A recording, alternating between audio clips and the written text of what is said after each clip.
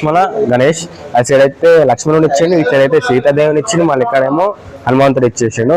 ఇందులో వచ్చేసి ఇదైతే స్పెషల్ గణేష్ ఈసారి అప్ టు 14 to 15 ఫీట్స్ అయితే ఉంటుంది. మొత్తం వచ్చేసి మగ్గం తోటి డిజైన్ అయితే ఇచ్చేసాడు.